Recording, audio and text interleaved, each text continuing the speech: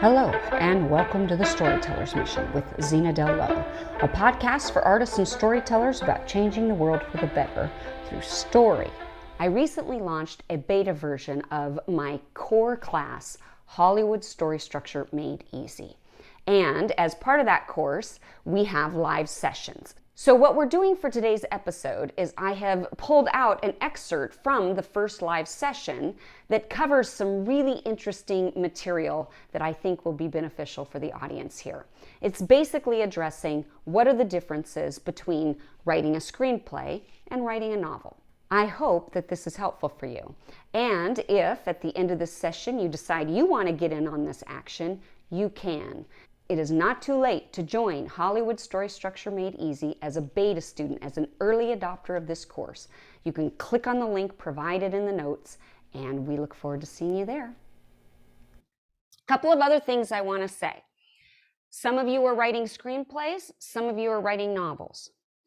My background is as a screenwriter, and the reason I created this class and am inviting novelists into it is because I believe that there are some foundational principles that we learn in Hollywood that would make novels better. But it doesn't address everything for novelists. There's a lot of things that you can do in a novel that you can't do in a screenplay. But just know that the big things that we're talking about, it doesn't matter. It doesn't matter if you are writing a novel or a screenplay. This all applies. Everything we're going. These are the big picture things that really will make or break your story.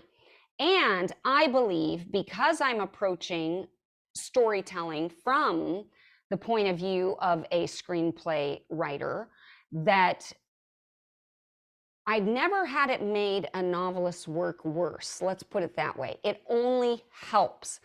And here's why. The difference between writing novels and writing screenplays is where the information is coming from. If I'm writing a novel, everything that I'm seeing in my head, all the pictures that are being created in my head are being filtered through the eyes or the point of view of the characters. All the information that comes to me as a reader comes through my characters. But that's not how it is in a screenplay. In a screenplay, it all comes to me through the camera. And so there might be a scene where we're on the characters, but we're down low and we're seeing something that the characters don't see. Now it's going to impact those characters that they don't see it. Maybe there's a cobra sliming around down there and our character doesn't see it because it's not coming through the lens of the character's brain. It's coming through the lens of the camera. And that's one of the primary differences, how the information gets to us, the reader. And keep in mind that in screenplays, yes, you're writing for an audience ultimately because you're seeing it as being a movie at the end. But the truth is, first it has to get through the reader. And it has to be so well written that your reader passes it up the chain of command and go, yes, let's greenlight this and let's make it into a movie. So saying reader is appropriate. It still has to come to us through the point of view of the reader. And it's how the information is getting to us. But another primary difference between screenwriting and between novel writing is that you can do things in novel writing that you cannot do in screenplays. And I would argue it often makes novels worse. Now, it's not exactly true because it's an allowable thing and you have to almost do it in novels. But if you try to work against this thing, I think a lot of times it will help you write a better novel.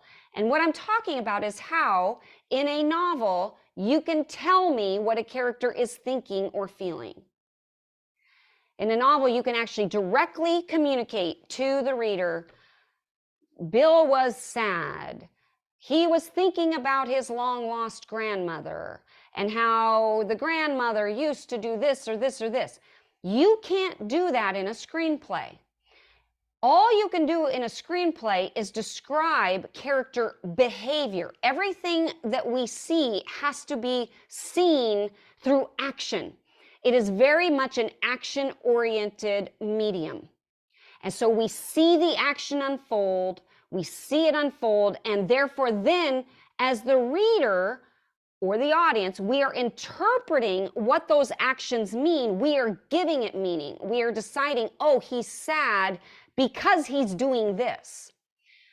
And this is important for several reasons. One is because oftentimes this is a violation that a lot of screenwriters make, right? A lot of screenwriters will try to tell me how a character is thinking or what they are feeling, and you can't film that. I can't go, okay, Joella, think about your dead dog and action. How would the audience know that that's what you're thinking about? So I couldn't do that. It just wouldn't work because I'm capturing action is all I'm capturing. So sometimes screenwriters violate that. But the other reason it's important is because novelists tend to over-rely on that ability. And then their stories aren't as action-packed, aren't as interesting, aren't as full of visuals. You're not as good at creating visual images. You're not as good at necessarily creating the scenes that allow us to see something unfold in action. You're often not as good at having a main character drive the action of your story. You will often have a passive character who observes the world and filters that to the reader, but isn't impacting the world and actually making things happen. And that's a weakness of novel writing that I'm hoping that this class will help you overcome. And again, if you've over-relied on that, you're not alone. It's so hard not to, because novel writing makes it really an easy thing to do. But I am going to challenge you to, okay, how do we now take that? That's the reality of how your character, what they're thinking and what they're feeling. How now do I put that in a visual scene where the audience gets to interpret that? It will take you to another level of writing if you can learn how to put these things in an action or visual way. And that's true whether you're a screenwriter or a novelist. Questions? But Zena, what about the cardinal rule of show, don't tell? How can you tell what a character is thinking through showing in a novel? Okay. Does that make any sense? It does. It does. I do a lot of novel critiques. I do a lot of screenplay critiques. I'm a story person. And what floats my boat are characters. I'm really good at analyzing your characters and seeing how they might be being passive, or they might be violating their own sense of self, or they might not be quite driving the action enough. And what happens is, a lot of times when I read novels, people think that they're being descriptive. They think that they're showing when they're really telling. And the way that they think that's happening is because they're giving really descriptive terms. And so they think that they're creating visual images because of their descriptive terms, but they're not in it with the character. And let me give you an example to see if I can try to make this come alive for you. A novelist who describes, say, Harry felt worse than the day he was given a swirly in junior high. His cheeks were red because he was embarrassed. He was terribly angry over how they had humiliated him. It was not a good thing to do. I mean, this is bad writing, of course. But my point is that you can be descriptive about certain things and still not show me that. Okay, so you're telling me he's angry, you're telling me he's embarrassed, you're telling me that it was the worst day since high school. Now you have to find a way to show that.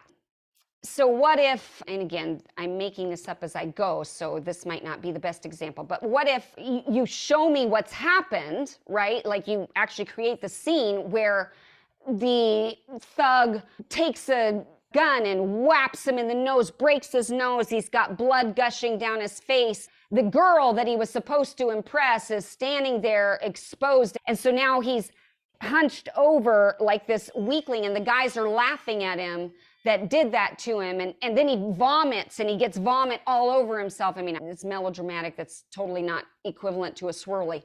So that would have been a bad example anyway, but you get the idea. Now I'm showing a guy that's been utterly humiliated, and it's in the moment. Essentially, we have to be there with the character as it's happening.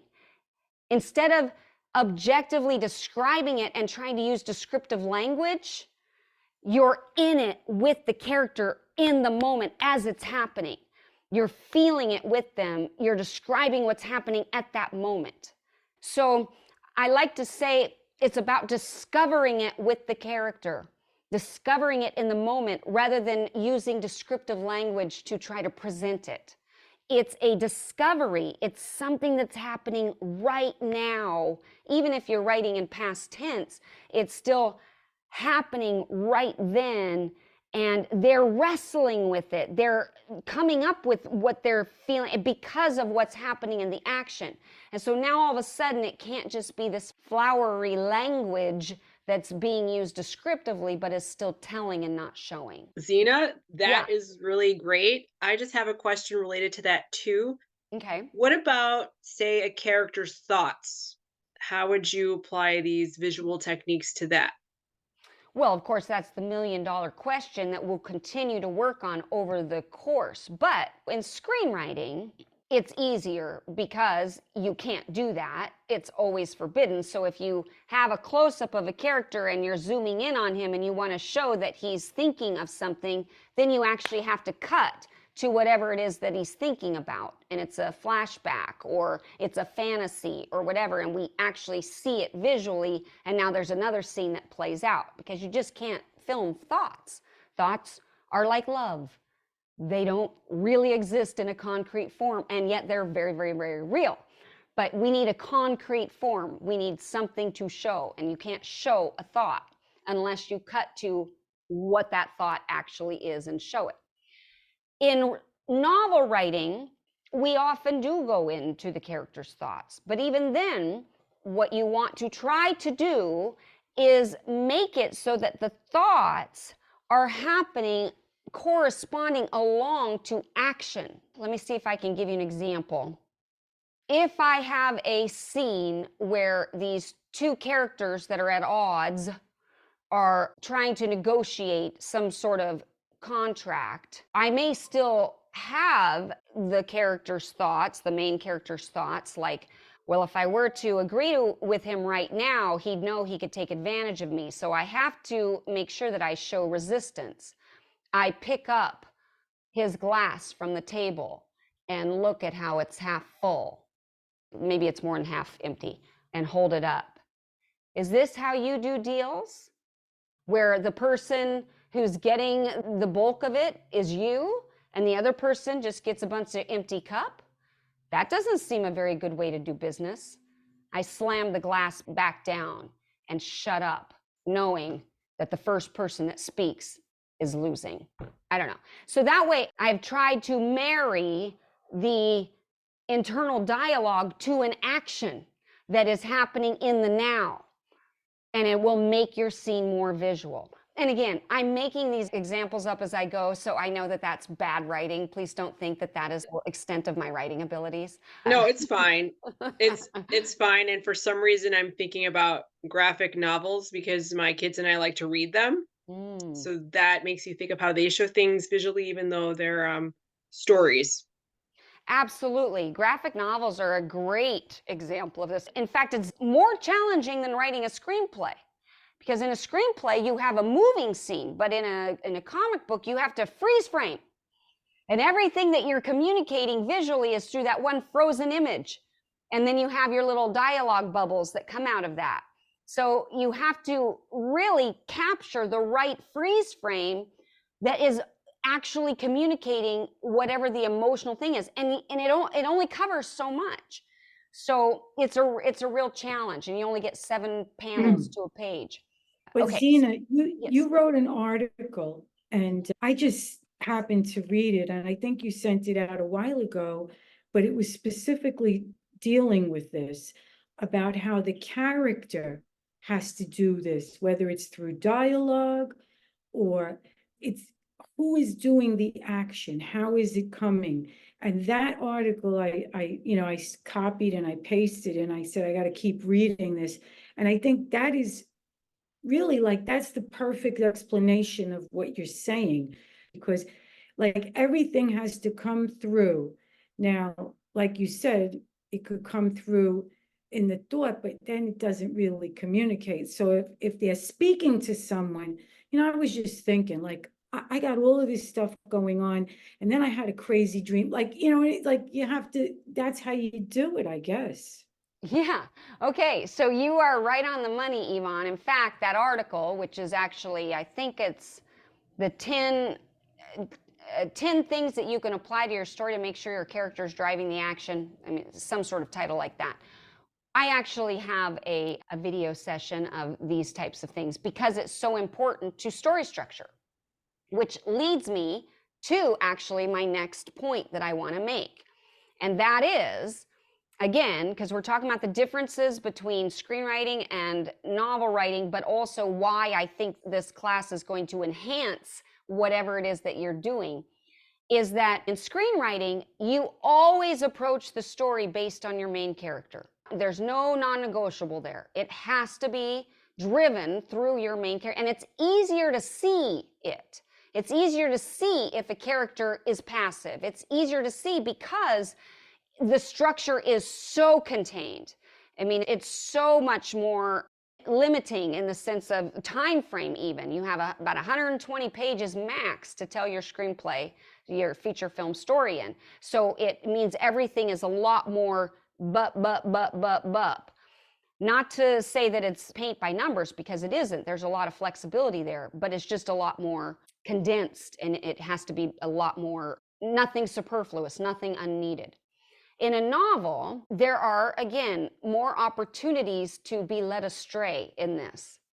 And what I mean by that is it's so much easier to have a passive main character who is not driving the action of your story. And that's why I think in story structure, when we talk about story structure, a lot of times this is why writers lose their way, because they have a character that isn't actively pursuing something that's an objective something, or they have the character pursuing the wrong something. They have them pursuing some sort of nebulous, unattainable idea, and that's not going to sustain a story. So when we take the principle from screenwriting that you have to have a concrete, obtainable action, objective that your character is pursuing over the course of the telling, all of a sudden it demands a more active story, and it makes everything a lot more visual. It makes things a lot more visual because now your character is actually taking action steps to make things happen rather than things happening to them. We tend to think of ourselves in the world as not actors, but as reacting to the things that happen to us. So we think of ourselves as reactors. That's why if we go to the grocery store and we come home and we say, honey, you'll never believe what happened to me. So in our own life, we tend to think of ourselves as being acted upon. But we have to change that when we get into character world, because our characters need to be the things, need to be the entities that are driving the action of the story. That paradigm shift right there will almost completely improve your story on its own. If you just start looking at ways that your character isn't driving the action, and then you try to put the impetus on them to take action, what would they do? A lot of times in stories, it'll be these other characters that'll notice things. It'll be other characters that make suggestions of what they should do. And sometimes you do have to have your supporting characters have their moment in the sun where they can make those suggestions. But this is why you have to know who your main character is, because primarily they are the ones who have to be noticing the clues. They are the ones who have to be making the suggestions of what they should do next. They are the ones who have to deal with whatever things are going wrong and try to come up with solutions and being tormented. They're the ones with something at risk.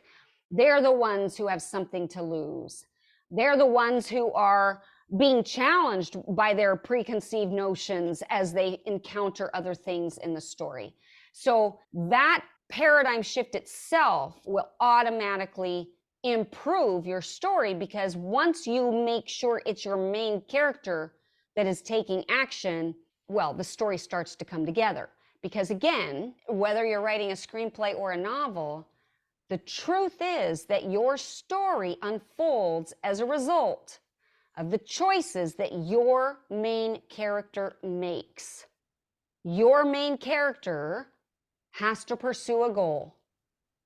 They start pursuing that goal in the most logical way they know how, but they encounter obstacles, something that prevents them from meeting that goal, in which case they now have to make a choice of what would be the next best step. What do they have to do next? And so because of that, they're making choices. And that's how the plot unfolds. That is the entire plot, really. It's about your character pursuing the goal and then having to make these alterations and plans to get there. So your story is about your character's choices that they are making. And that's why it's important to have an active character, as otherwise there is no story. It flounders, and you flounder, and you get lost in your story. Make sense?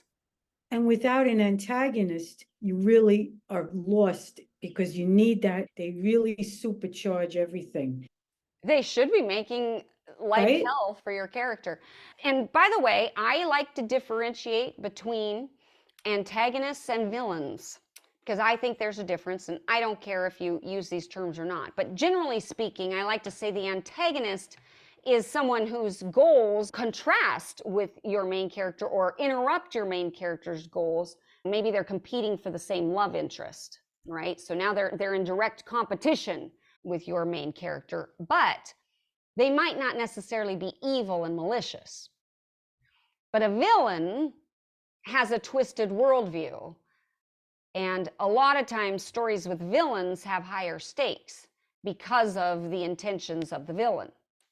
So just something to keep in mind. It doesn't really, it does play into story structure in the sense of the kinds of scenes that you're creating for the story.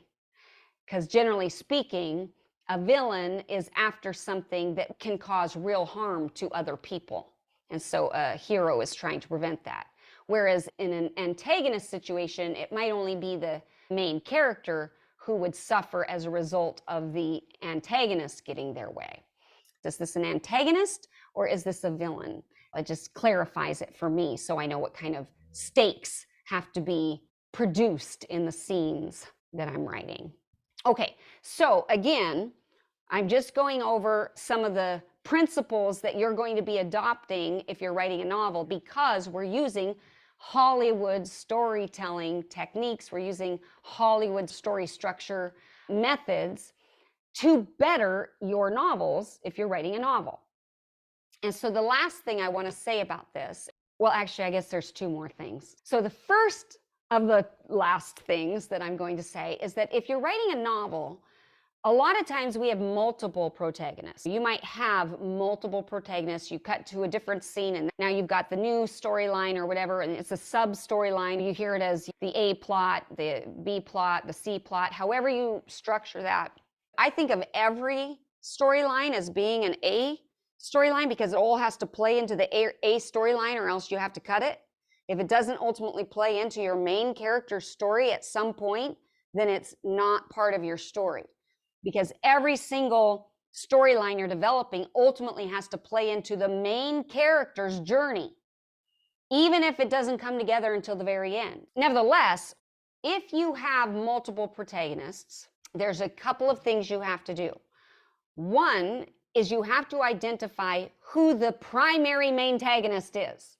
Because even if you have what people call an ensemble piece, and screenwriters have these all the time, or if you have a buddy piece and it seems like, oh, it's both characters, Mel Gibson and Danny Glover in Lethal Weapon. It's a buddy movie, right? They're both together. Even if you have both characters, one of them is more the main character than the other. Even if it's Butch Cassidy and the Sundance Kid, one of them is more the main character than the other. And you have to identify who your main character is. It's very important, And it's important because that's the arc we're looking at. That is primarily the arc that is the backbone. It's the spine of your entire story. The story structure hinges on that character's change over the course of the telling. So you have to know who is the character that's changing the most. Even if they're both changing, one character is changing more than the other, and that becomes the backbone of your story. So there's that. There's also the fact that everything else in that story then has to correspond to that main character's arc. Somehow it ends up having to play into the narrative, or else you have to cut it. If it doesn't have to do with their story, you cut it. Number 3 is it means that everything that you're doing for your main character, the trajectory, the arc that you're planning out for your main character, you are probably also going to have to do for each of the supporting main characters, if you will. So you'll have to do this multiple times, but then still know that theirs has to be absorbed somehow into the main character storyline. This is going to make more sense when we get into story structure. But the point is, you have to have a main character, a primary main character. You need to identify who that is, because that's what your entire story rests on. The second thing that I wanted to say is that every story is a personal paradox. It really is about suffering. It doesn't matter what genre you're writing. At the end of the day, it's really about your character's personal crucible that they're going through. Whatever scenario they're in means they have to face their worst pain, right? They have to go through some sort of crucible of suffering to arrive, which I love because I think that really mirrors a biblical worldview, if you will. I think that's true for humans. I think that we don't change except if we suffer. We just don't, unfortunately. We have to suffer in order to make the changes that we ought to make. We are creatures of the path of least resistance, and it's only when it hurts enough that we will take the steps to actually change. Otherwise, the path to change hurts more than staying where we are. So it has to hurt more for us to stay where we are. And that's the same with your character. So it matches, it mirrors what I think is true in real life. Your character's journey mirrors what I think is true for the human condition. They have to come to a place where the pain has to be faced. And that is the arc that they're facing. It's a personal crucible. But because of that, it limits, in a good way, what you ought to bring into the story. Because now it's like scarcity is the mother of invention, or necessity. Necessity is the mother of invention. We need boundaries. Boundaries are not bad for us. Boundaries actually sometimes open, if there's too many possibilities, it becomes almost harder. One of the things I've noticed about my students is that when I give them a writing prompt and I say go, they don't hesitate, man. They just dive in. All they have is a couple of things and they just dive in. But if I say, okay, anything goes, write something, and now they ponder and they're tormented and and they don't know what to write, and they're and next thing you know, they're just dying because they don't even know where to start, because they're thinking too much. The boundaries, there are no boundaries. It's like anything goes, and it's actually harder. So it's good for us to have boundaries. It's good for us to know what our character's wound is, what's motivating them, what they need to change over the course of the story, because that's actually going to help us choose the right things to put into the story that are going to force that change. And that's a good thing. It helps us with plotting. It helps us with structure. It helps us to know where we're going in the story, because not everything can fit. Okay, so your very first assignment, and since every story really is a personal paradox, and maybe you don't know yet, and that's okay, that's part of what these things are, but if you already do know who your main character is, then I just want you to spend some time thinking about what their wound is.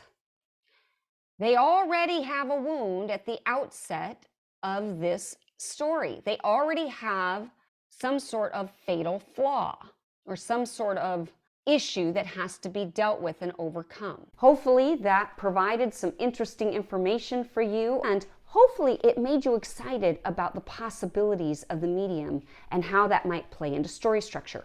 If you are interested in getting in on this new beta course for Hollywood Story Structure Made Easy, it isn't too late. You just click on the link provided in the notes section. I hope to see you there. In the meantime, thank you for listening to The Storyteller's Mission with Zena Del Lowe. May you go forth inspired to change the world for the better through story.